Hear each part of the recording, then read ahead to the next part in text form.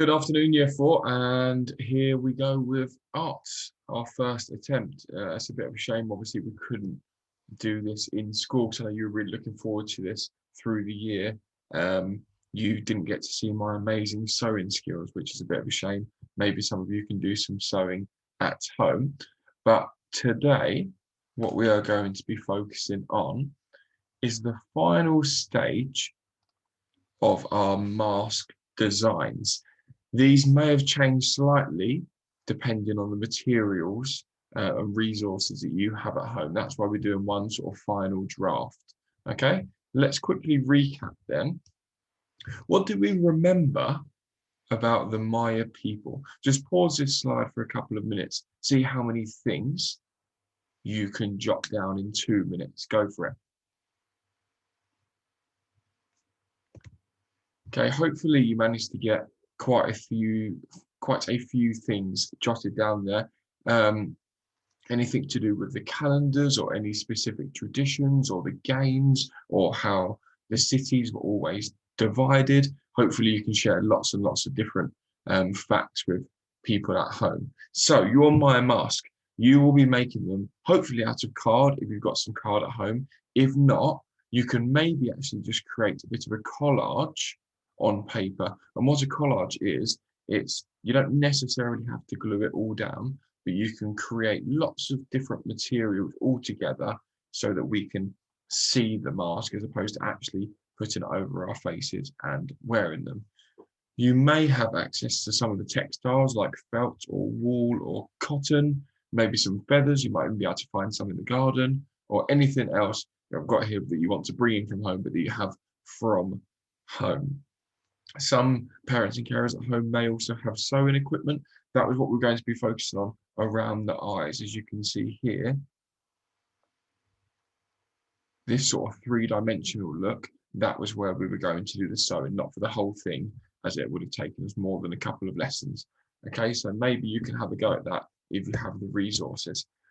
Let's quickly recap of what Maya masks are, why there are different ones, what the purpose behind the design of each one was. So, Maya masks had a wide variety of uses, lots of different reasons, and the importance of the masks dictated, so told us, how intricate the designs on various masks were, so how detailed they were. The most sacred Mayan masks featured complex and delicate mosaics made out of jade. There may be a few words that you want to research there if you're not too confident. I tried to break down a couple for you. Other materials they used were stone, wood, gold, shell, and obsidian, which is a hard, dark, glass-like volcanic rock. I'd definitely recommend Googling that because they look like really, really cool, sort of like gemstones. They're a beautiful color. So why were they used? The masks were used for lots of different reasons.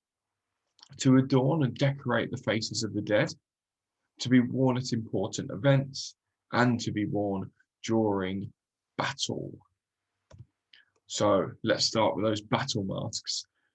Some masks, which were simple in style, were worn by the Mayans during important events like battles. And we know that a lot of battles were actually fought during the game. And they were usually carved from wood or stone.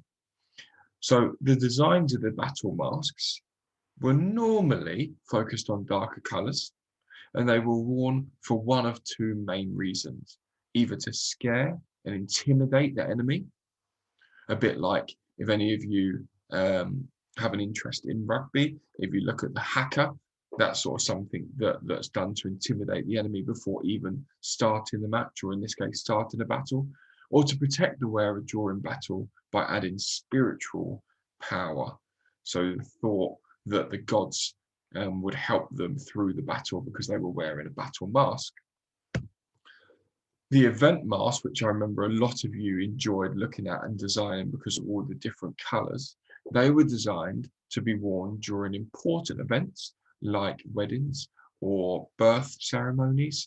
They were often used, inspired by animals or heavenly beings, and the designs were normally for entertainment purposes. So there may have been some sort of celebration or festival where all these vibrant, bright colours on the masks would be painted, and it would look like a fantastic phenomenon when they're celebrating an event.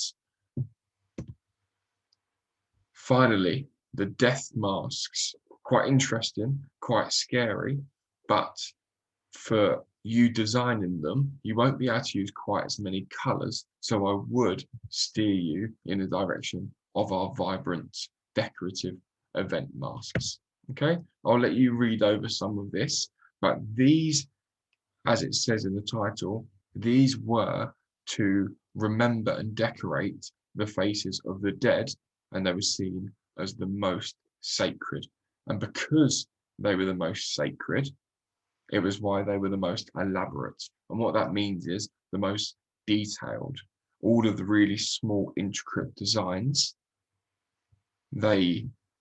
because they were so well designed and harder to be crafted, they were the most important and sacred ones.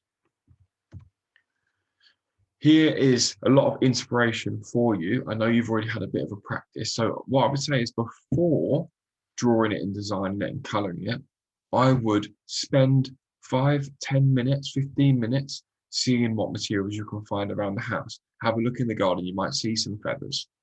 Have a look in the drawers that you haven't opened for a year or two, parents and carers, and you might just find something in there. Maybe there's some sewing equipment in an old biscuit tin.